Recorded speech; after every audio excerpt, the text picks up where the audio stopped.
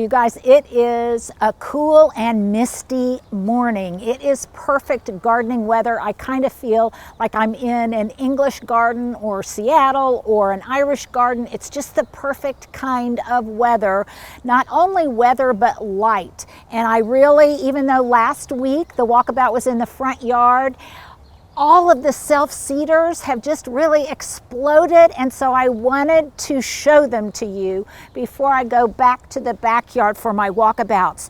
So as I said, it's all about self-seeders, and the things that I've got in my garden here, most of them actually went to seed in situ, and they're blooming beautifully. Now, occasionally in the fall and in the spring, after they go to seed, I will harvest some of that seed and then sprinkle it around in different areas of the garden where it might also be happy. And then they might also be happy. And then it's always kind of a surprise once they show up, because I'm never really sure when these guests are going to arrive. So like I said, it's an absolutely perfect day for this kind of activity.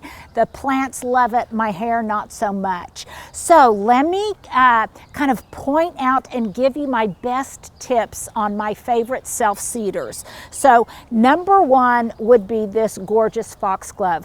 Now, most of this is a variety called Excelsior, and I will put the name of that in the description box below. Excelsior, it's a digitalis. Yes, it is the plant from which the heart medication digitalis is made. Now, these markings on the inside, those are to attract bees. It's kind of like a what's it called, Stuart, when a plane is coming in, the runway, they kind of serve as a runway for the tubular flowers so that the bees know where to go to pollinate it.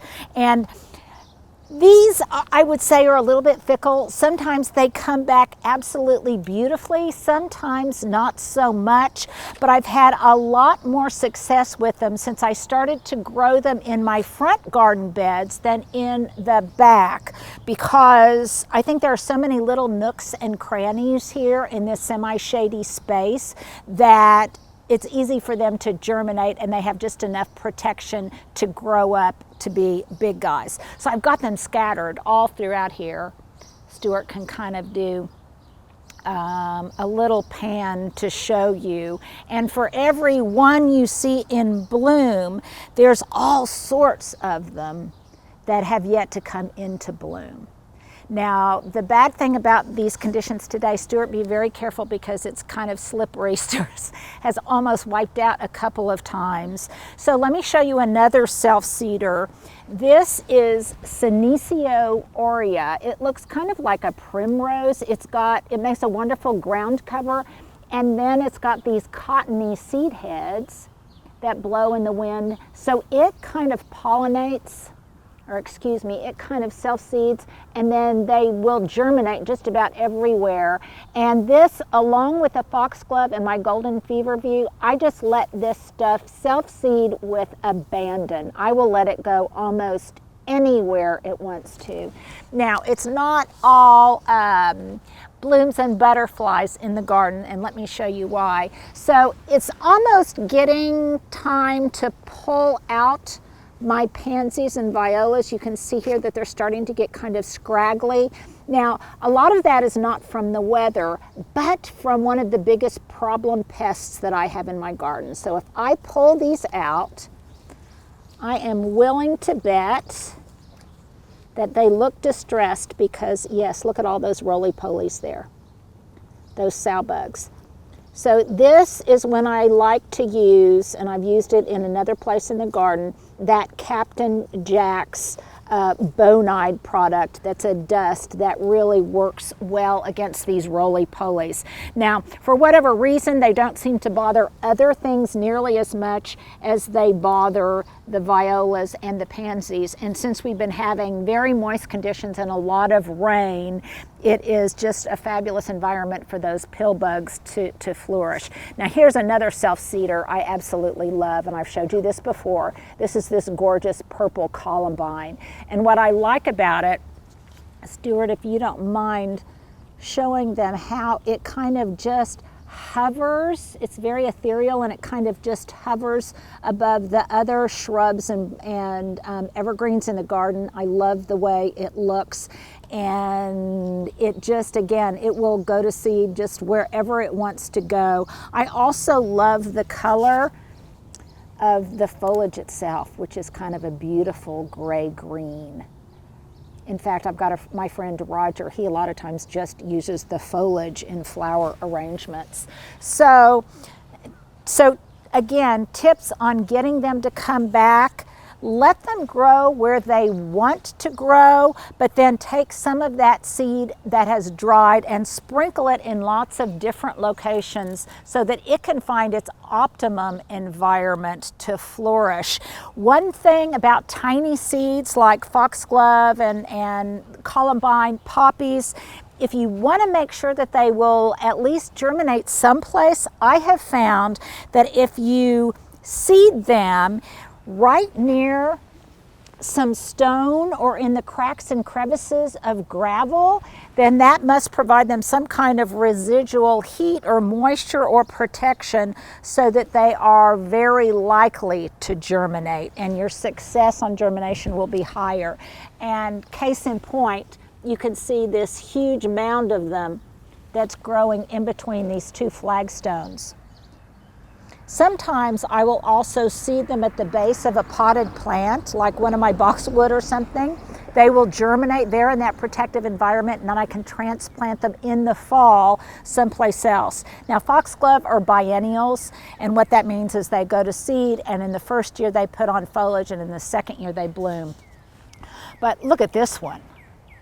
I love this pale pink color, and I love the way it looks with this dark purple columbine against it. Look at it, it's almost the perfect color echo. That just makes me happy beyond belief. And then it's all erupting out of all of this golden feverfew that also went to seed.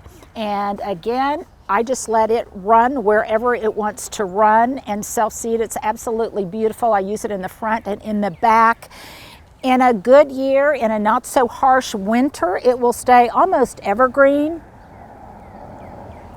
It will eventually put out little daisy blooms, but for me it's all about the foliage, not so much the blooms. Now, unlike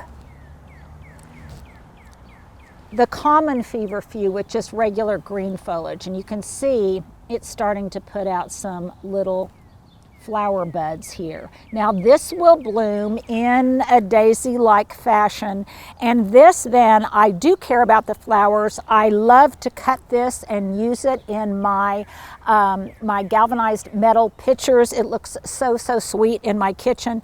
Plus, I want to cut the flowers because I don't want it to go to seed everywhere, because it can be a little bit invasive, and I don't find it as quite as handsome as the golden feverfew. So you can see over here, there's more tufts, little bunches of foxglove everywhere. I think it's very sweet. And here's some more of that Senecio. Now back in here behind this U, you can see some of the foxglove that's gone to seed and the columbine, and it's just not yet in bloom. So I kind of can keep an eye on it and make sure that it will be there for next season. Now, Stuart, this is kind of an awkward way for me to migrate through the garden beds, but I want to show you another self-seeder. If I can find some. Now let's go through here. First of all, these sweet little daisy flowers, this is chamomile. And I think it's just about as dear as can be. And look how meadowy it looks with the larkspur that's still in bud, and that really delicate ferny foliage. It's got such a romantic quality, and I absolutely love that. So all of this larkspur, which also self-seeded, it will bloom shortly in mostly purple, about the purple of the Columbine, maybe a little bit of pink and white. Here's some more foxglove here. And then I'm trying to hunt down here. I knew I had some. This right here, this is a cousin to Queen Anne's lace. This is Minoan lace. And it has kind of an umbral, flat-headed flower form. And I just love the delicate foliage. You can see some more over here. And it blooms a little bit later, but there are pockets of it throughout the garden. And that's a huge stand of Shasta daisies that they will come into their own in their own time, but right now it's all about the self-seeders. I did not realize that I had a couple of alliums growing in my front garden beds, but when I lost a good section of a drift rose, that Diana white rose that was there, I replaced it with some crepe myrtles, and then they died back in the harsh winter. So I'm discovering all sorts of things in this area. There's some Verbena bonariensis that went to seed, and it will bloom later in the summer. And then look, the pink roses are just starting to come out. That pink dianthus in the front is a Southern Living variety. And I love the way it looks with the roses. So if you were driving down the street, this is kind of what you would see. Now I'm still waiting. It kind of bothers me that my Eugenia topiaries are still coming out. But pretty soon they will be very, very full.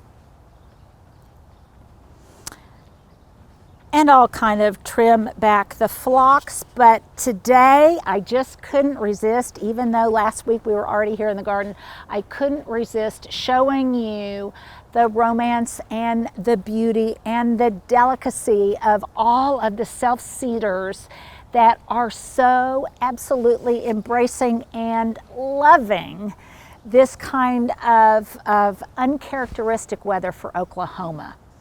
So there's some tips on self-seeders.